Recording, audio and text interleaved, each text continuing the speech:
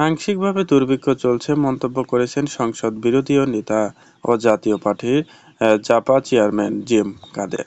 তিনি নোবেলজয়ী অর্থবিদদের অমর্ত্য সৈনিক অবদ্ধ করে বলেন, পণ্যের অভাবে দুর্ভিক্ষ হয় না, দুর্ভিক্ষ হয় ক্রয় ক্ষমতার অভাব এবং সরকারের স্বীকার করে প্রায় ৪ কোটি মানুষের খাদ্য ক্রয় নেই।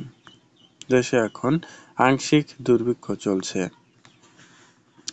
প্রয়াত রাষ্ট্রপতি ও জাপার প্রতিষ্ঠাতা এইচ.এম. এরশাদের ৭৫তম জন্মবার্ষিকী উপলক্ষে আজ এ কথা জানিয়েছেন দুপুরে বনানীর চেয়ারম্যান কার্যালয়ে এক আলোচনা সভায় জিএম কাদের এ মন্তব্য করেছেন। জিএম কাদের বলেন, সরকারি হিসাবেই দেশে প্রায় ২৬ ভাগ মানুষ খাদ্য নিরাপত্তাহীনে ভুগছে। মানুষ খাদ্য নিরাপত্তাহীনে ভোগার খাদ্য তাদের ক্রয় ক্ষমতার বাইরে চলে গেছে। এই বিশাল অংশ ধার করে খাবার ক্রয় করেছেন।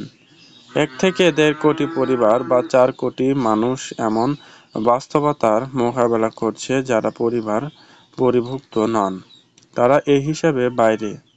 তারা বছরে কমপক্ষে ৫০,০০০ টাকার ঋণ করছে খাবার ক্রয় করতে।